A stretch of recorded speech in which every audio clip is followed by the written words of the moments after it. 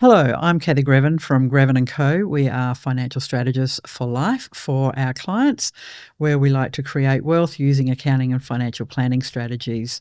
And today I'm joined by Hannah Palmer from the Social Greven Co., which is a digital marketing media company formed by Hannah. Welcome, Hannah. Hello, Kathy. Thanks for having me. Thanks for being here. I think the key things to think Service about, or a professional. Yeah.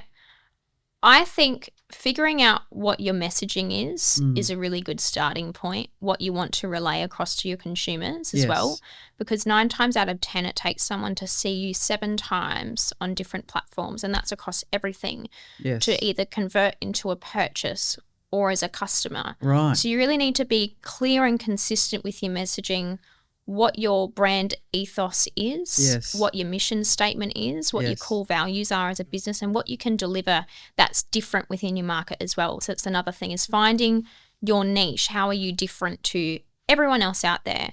Because at the end of the day, there is so many, especially different e-commerce businesses at the moment.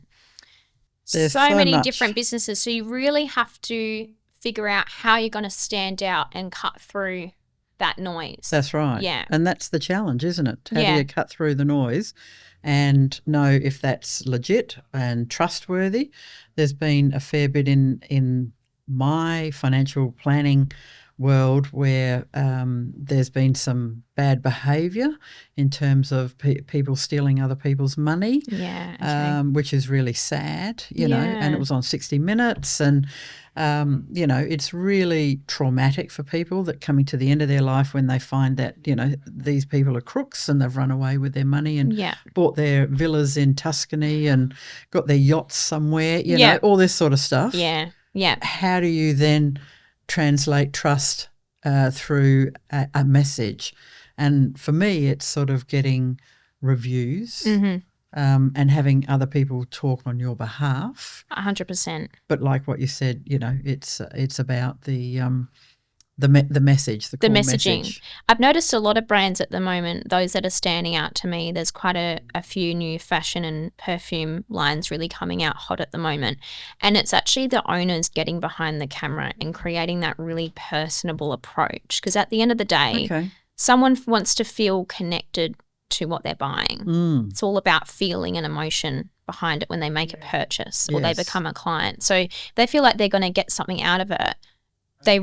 What's trending at the moment, what's doing really well is getting on the video and talking from a personal founder's or director's perspective. True. And creating that personal connection with your consumers. Yeah, I think that would probably build the most amount of trust at the moment. That would, because, you know, you've got the different age demographics have different styles of buying. Yeah. So people my age sort of want that face-to-face. They want to have that connection. They want to have that eyeball you. Yeah. Are you real? Are you kosher? You get that gut feeling as to whether you're, you know, the real deal. Can I trust you? You know, sort of thing. Whereas, say, someone of your generation will do a lot of research. Yeah. They'll look online. They'll see what your proof of, you know, reviews, especially reviews. And we've found, working together, that we've had a couple of new clients come on board because of that. Yeah. The social proofing, you know, the reviews and things like that. So it doesn't necessarily matter what age, it's sort of what demographic that you're tailoring. 100%. But getting that message right, that strategy, which is what I'm all about. Yeah. You know, strategies for life, for my clients and, you know, people around me. It's really about what strategy works. So from a business point of view, you're saying, if I can recap, take it slow, get on not as many platforms, but get on the right platforms, but really go and see someone who's going to build a strategy for you first. Break it down, have your strategy, and make sure you're creating really clear, concise messaging. Yes. Yeah, in a nutshell. Very much so.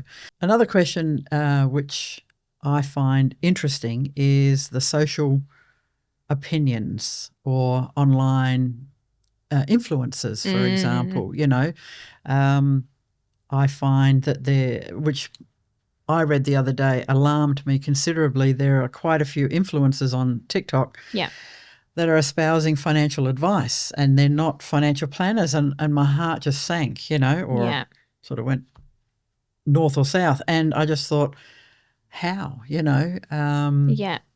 we've got regulators in this country. Why are they not looking at that? But what are these influencers doing? No, I totally agree. Yeah.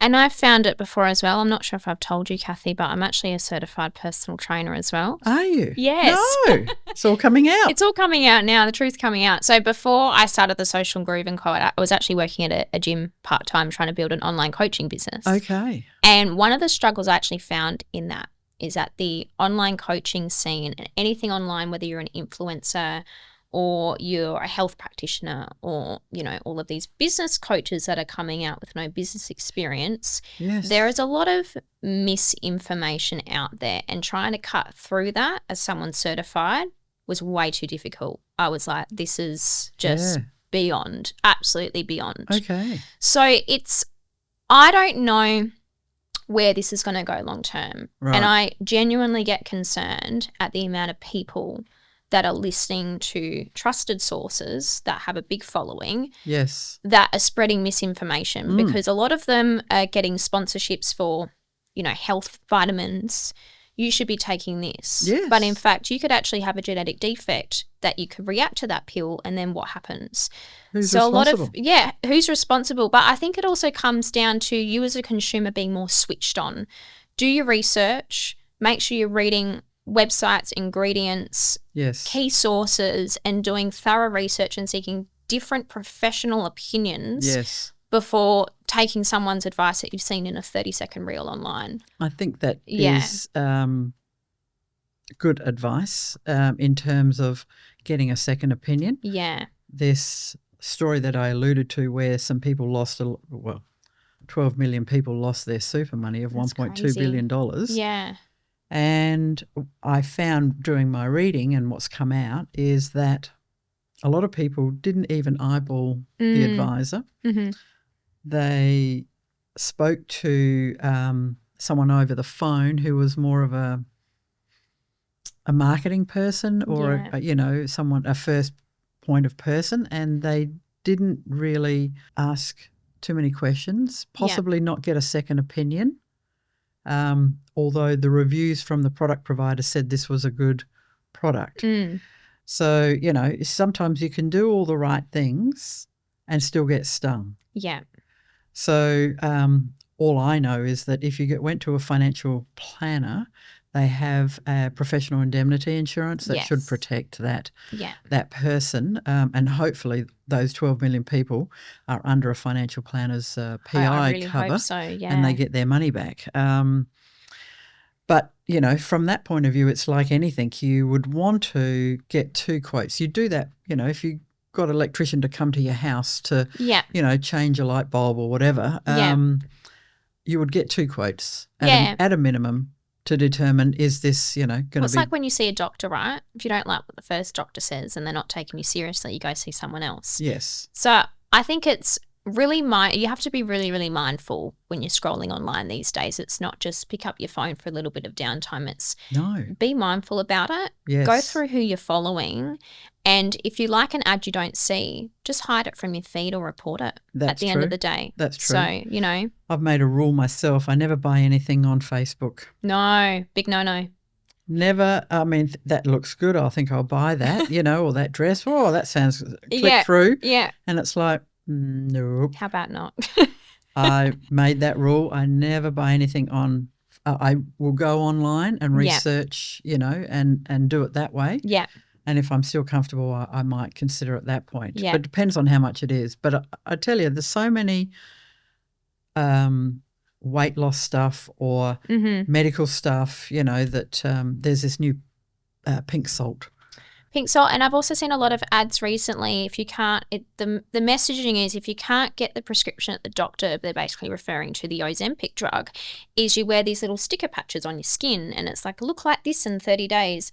Extremely misleading, and it could have serious harm to your kidneys, liver, I don't know what. Who knows what's in them? But exactly. So, I actually clicked onto one of these websites from an ad because I was like, what are they actually selling? Do you think the ingredients were listed anywhere? No. So big no. Yeah. Exactly. So, I just find it extraordinary. And And I'm like you, where is it going? Yeah. And when is it going to stop? Where do we draw the line?